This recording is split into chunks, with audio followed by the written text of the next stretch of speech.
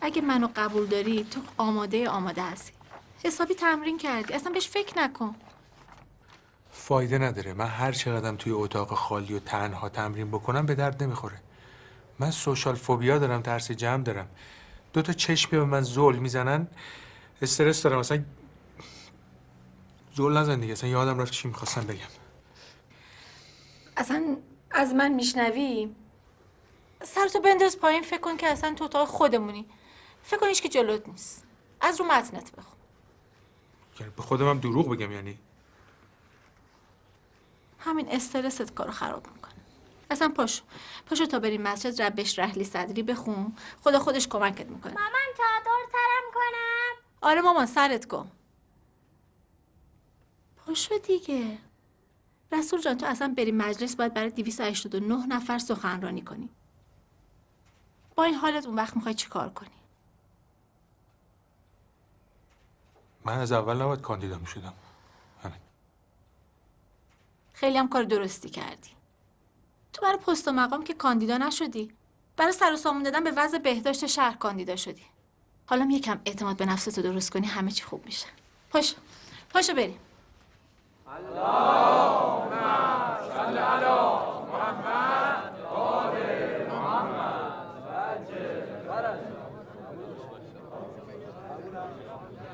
جناب آقای دکتر پورنیا، همه منتظر شما هم. تشریف بیارین برو.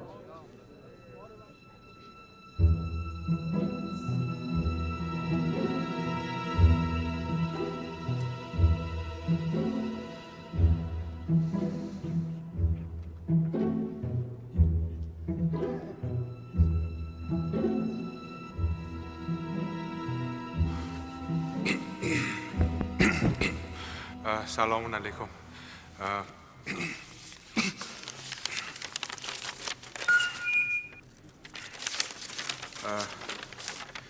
بسم الله الرحمن الرحیم. من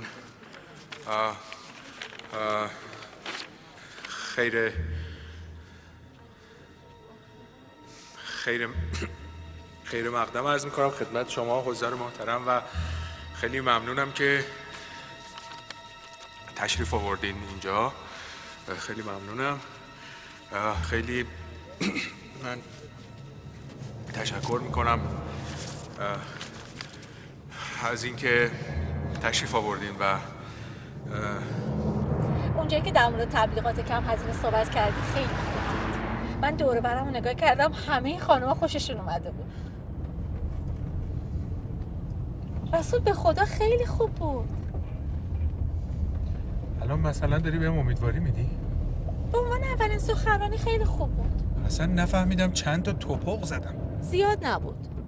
از یه جای دیگه حرفاتم خیلی خوشم اومد.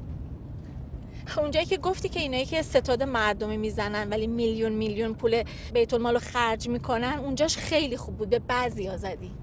کی بود تکبیر گفت بچه‌ها؟ بابا مصطفی چند تا توپق زدم؟ من فقط بلدم تا 20 بشمارم. جا شمردم 37 تا شد. اصلا دفعه بعد به مامانینا میگم بیان خونه جمع شن تو براشون سخنرانی کن، ترست بریزه. خوبه؟ بله؟ سلام. باشه خودمو میرسونم. خداحافظ. کجا میخوای بری؟ بیمارستان.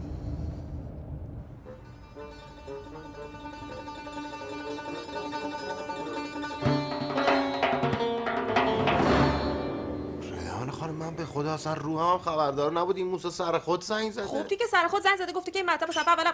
آقا ترسیدم. آرومتر یه ذره اگه خیلی خوب. بله ببخشید. زنگ زده گفته که این مطلب صفحه اول هفته‌نامه‌تون چاپ کنین. آقای کریمی هم هر چقدر هزینه‌اش بشه میده. هم گرفتن تو به باد تمسخر و خنده. کجاش مسخره است حالا؟ مسخره است دیگه، خنده داره والا. اصلا کریم هم شما 3 تا تصادفی نجات دادی. این موضوعی که بخواد واسهتون رأی جمع کنه؟ مگه انتخابات خاله بازی آدم اینجوری بخواد رأی جمع کنه؟ همون. در صورت جلوی این آقا موسی رو بگیرین دیگه این کارو نکن. حالا شما زیاد خودتون ناراحت نکنین، دهنتون شیرین کنین. بفرمایید. خیلی ممنون. بخورین، خوشمزه است. نمیخوام. تعارف میکنین؟ آقا شم بخورم؟ معذرت میخوام. نه منظورم از اینا بود. ببخشید. خیلی ممنون. میل ندارم. خیلی ممنون. میل کنین، خوشمزه. متشکرم. باباتون چطورن؟ خوبن، خیلی ممنون. دیگه چیزی نگفتن؟ چی بگه؟ همون روزی که شما ثبت نام کردین اومد خونه گفت این پسر ببخشید آقای کریمی، چی پیش خودش فکر کرده رفته کاندیدا شده؟ البته خدمتتون عرض کنم ریحان خانم که من یه سری آرای خفته دارم، یهو بیدار میشم. الهی که بیدار نشم. حیف این همه پول که شما خرج پوستر و عکس و اینا کردی. به قول بابام اگه سعید ما کاندیدا شده بود احتمالی که بره تو مجلس خیلی بیشتر بود تا شما. تا این حد؟ یه چیزای دیگه هم هست که دیگه من روم نمیشه بگم. با اجازهتون خداحافظ. خداحافظ.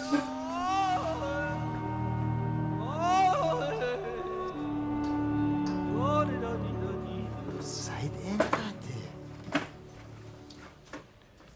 موسا جانم. به جون خودم یه بار دیگه گوش واستی ها، همینو میکنم تو گوشت. موسا من خیلی بدبختم. بابا خب دختره حق داره دیگه، راست میگه. خودتو جدی نمیگیری عنایت چجوری میخواد تو رو جدی بگیره دختر بهت بده؟ گوش کن ببین چی میگم. ببین پسر خوب، حواسو جمع کن.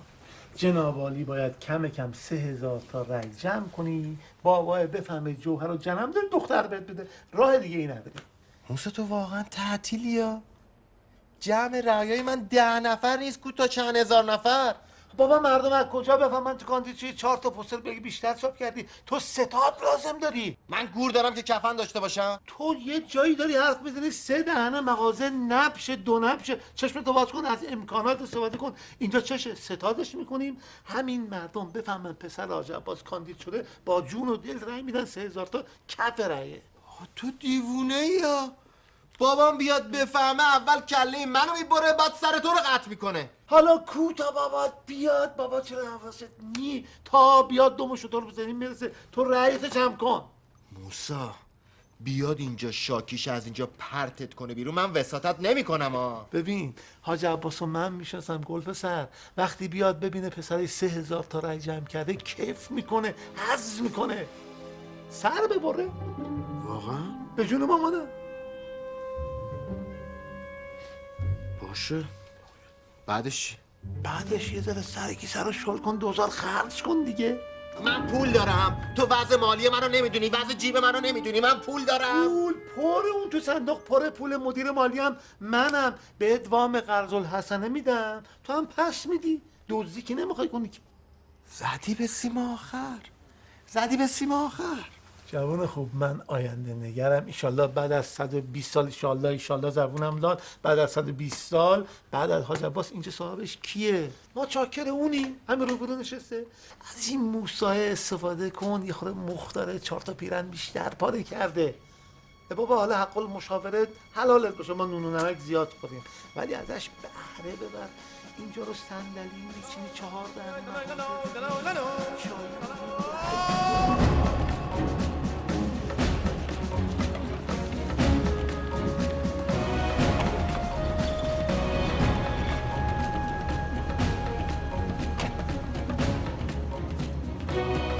سلام علیکم، خسته نباشید. نفر 50 متر دیگه فاصله می‌خواد بشه. پاشو ما بیا. نفر 50 متر دیگه.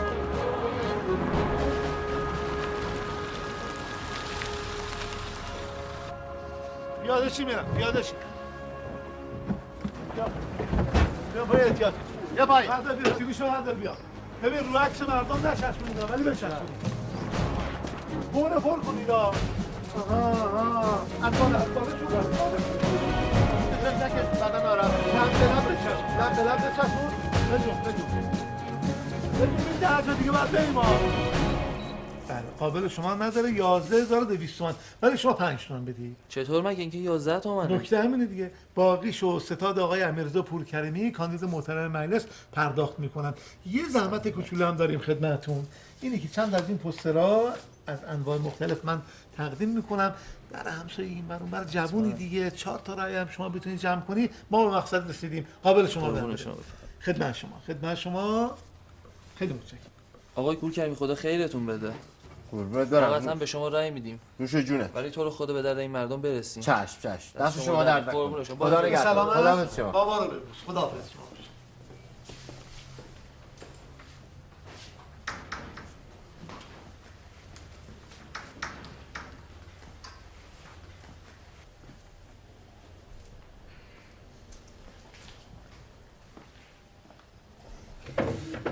علیک سلام. سلام علیکم. به به خیلی خوش اومدی آمرزاد. سلام علیکم. من میبینم که کارتون گرفته. خوب شلوغش کردی. دیگه همه زحمت ها گردن موسی جونه. وظیفه همونه، انجام وظیفه کردیم.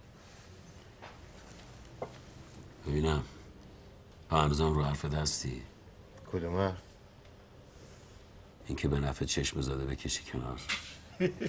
ای بابا نخودی ها که به اندازه انگشتا یه دستم رنگ نمیارن. این 4 تا هم که به درد دکتر چشمی زاده نمیخوره.